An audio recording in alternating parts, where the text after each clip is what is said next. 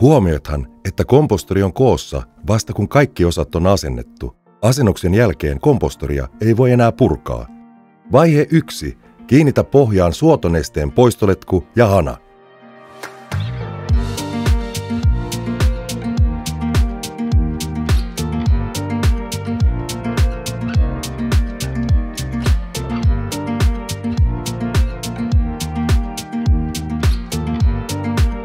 Vaihe 2. Laita ennen asennusta niin kutsuttu keuhkoputki paikoilleen. Kompostorin pohjassa on hahlot, joihin kompostorin seuraavat osat kiinnitetään.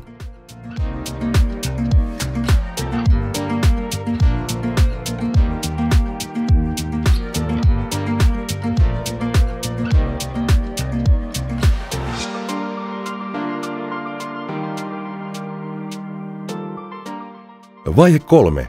Kiinnitä 2 alimmaista U-paneelia pohjan hahloihin.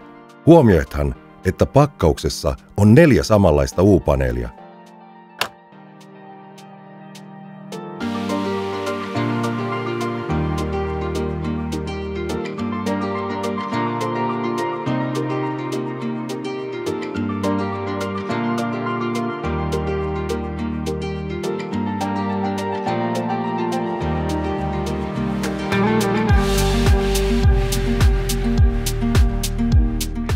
Vaihe 4. Ylempi suora lukkopaneeli ja siinä olevat lukot. Nosta 2 seuraavaa U-paneelia alempien U-paneelien kulmien päälle.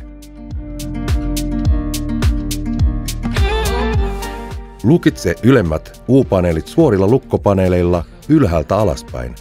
Varmista, että suorat lukkopaneelit liukuvat U-paneelien väliin ja ylälaidan lukot painuvat U-paneelien pohjaan. Molempien suorien lukkopaneelien ollessa paikoillaan kompostoria ei voi enää purkaa. Vaihe 5. Kiinnitä alas tyhjennysluukut.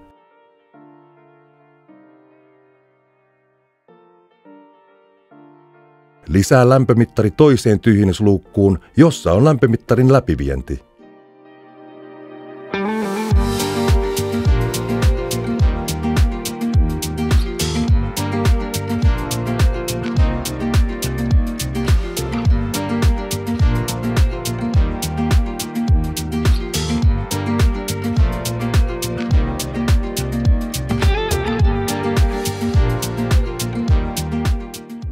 Valmista tuli!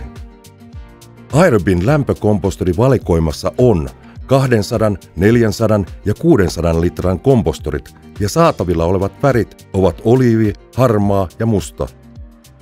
Katso myös video. Kompostointi, näin onnistut!